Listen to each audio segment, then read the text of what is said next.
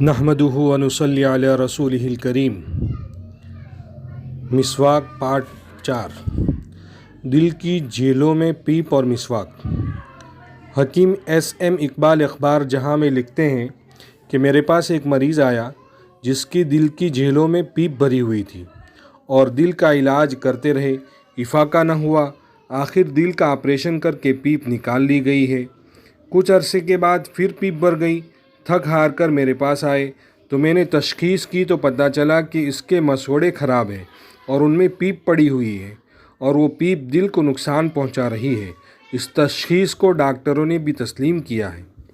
اب اس کا پہلا علاج دانتوں اور مسوڑھوں کا کیا گیا۔ کھانے کے لیے کچھ اور ادویہ اور پیلو کا مسواک استعمال کرنے کے لیے دیا گیا۔ بہت جلد مریض نے افاقہ محسوس کیا۔ دانتوں کے امراض اور 10,000 درہم خرچ کرنا۔ عرب ملک سے ایک مریض نے لکھا کہ دانتوں کے ایک دیرینہ مرض میں مبتلا ہوں اور اس علاج پر اب تک 10,000 درہم لگا چکا ہوں، لیکن افاقہ ندارد۔ خط میں جواب دیا کہ آپ مسواک صرف پیلو کا استعمال کریں اور 2 ماہ مستقل دن میں 5 دفعہ نمازوں میں اور 1 دفعہ تہجد میں کسی قسم کی دوائی استعمال نہ کریں۔ الحمدللہ مریض حیرت انگیز طریقے سے تندرست ہو گیا، لیکن مسواک تازہ ہونی چاہیے۔ منہ کا ذائقہ اور مسواک۔ ایک صاحب منہ کے ذائقے کی لذت سے محروم تھے جب علاج کرائے لیکن افاقہ نہ ہوا، حتیٰ کہ کسی نے بتایا کہ آپ زبان پر جھونکے لگوائیں۔ اس نے زبان کو جھونکوں کے ذریعے زخمی کیا لیکن فائدہ پھر بھی نہ ہوا۔ اس کو مشورہ دیا گیا کہ آپ بالکل تازہ مسواک پیلو کی استعمال کریں۔ 1 ماہ کے بعد پھر بتائے۔ مریض کا کہنا ہے کہ 1 روپے کی مسواک ہزاروں کی ادویات پر بھاری ہے اور اس کا ذائقہ واپس آ گیا۔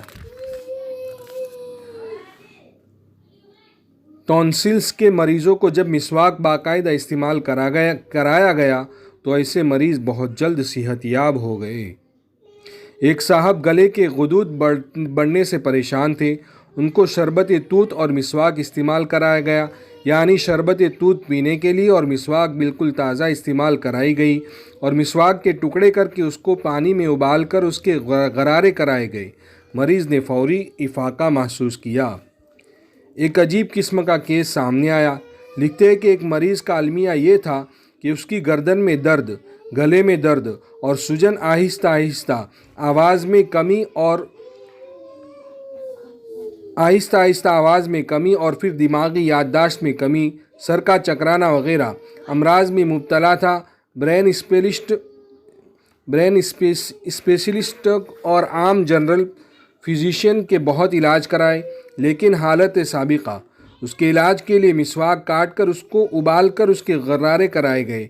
مسواک مستقل استعمال کرنے کا کہا گیا اور بیرونی طور پر گردن کے سامنے یعنی ٹھوڑی کے نیچے ابھار پر ادویات کا لیپ کرایا گیا۔ افاقہ بہت ہوا۔ دراصل اس کی تشخیص یہی کی کہ اس کے تھائرائیڈ گلینڈ متاثر ہے، جس کی وجہ سے اس کا تمام جسم متاثر ہوا۔ اب ان کا علاج کیا گیا، مریض تندرست ہو گیا۔ وآخر دعوانا ان الحمد للہ رب العالمین۔